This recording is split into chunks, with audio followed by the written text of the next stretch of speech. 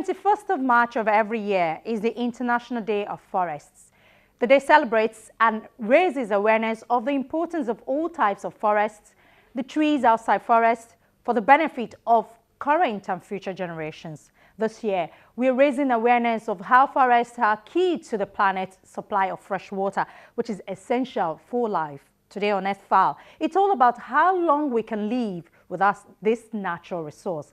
Welcome to the program. I'm Ayola Kasim.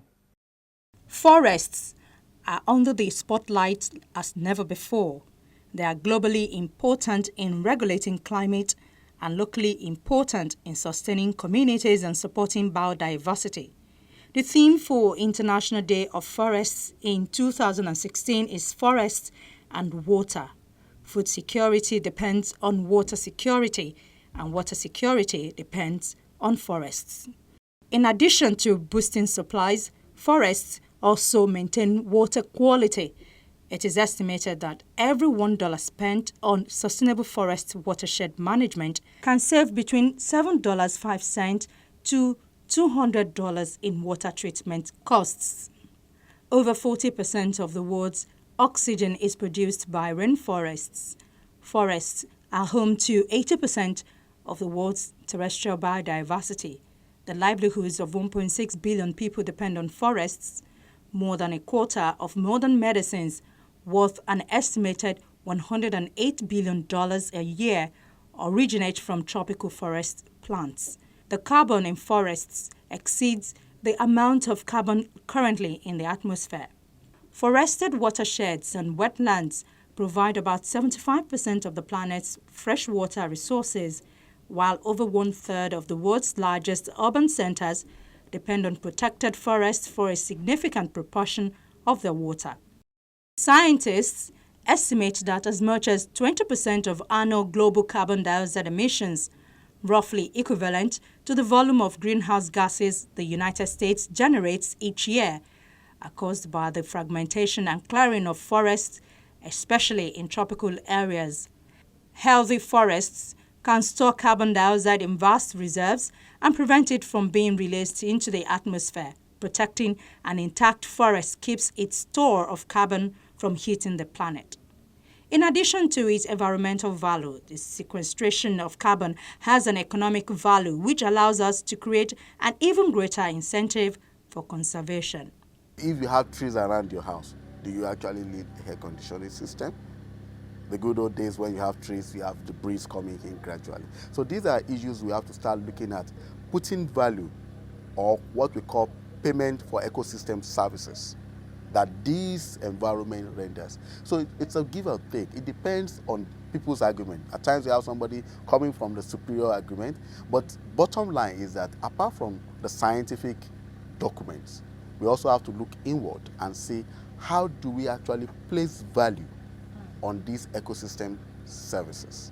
A place that allows new fishes to grow for spawning has a lot of value. So if that place should go off, then the cost of fish will go up.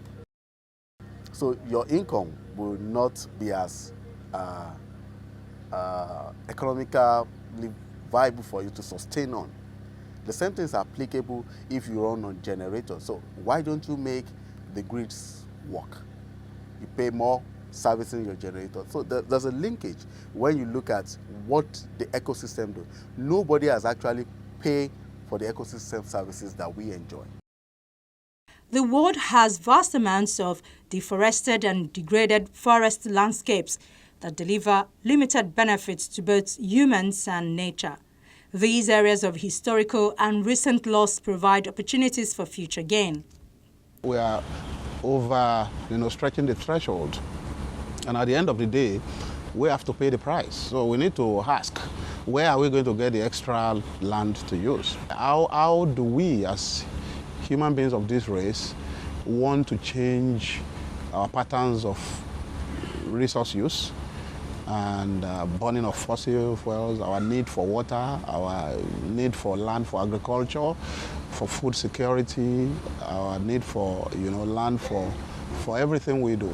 for infrastructure, and the population will continue growing. If it's not, we have to look at that too as an index of, okay, how many of us will continue to be in 2050, and we are still going to be having the same finite land. God has not created more land to add to it, and we've not got the technology to increase in the hectareage of land, and we still continue with this consumption pattern. Then in Europe, in America, in Asia, in Africa, in Australia, and in other parts of the world, there is need for a global action with local action. At least 2 billion hectares of the world's deforested and degraded forest lands contain opportunities for restoration. Protecting the world's remaining forests from destruction is an important tool for stemming the harmful effects of greenhouse gas emissions. Also, directly or indirectly, we all depend on Earth's resources for our livelihoods and our survival. People around the world fish, farm, log and hunt for food, shelter, and other necessities for their families and communities. However, these resources are finite. If we harvest and use them in unsustainable ways, the resources we need will eventually run out.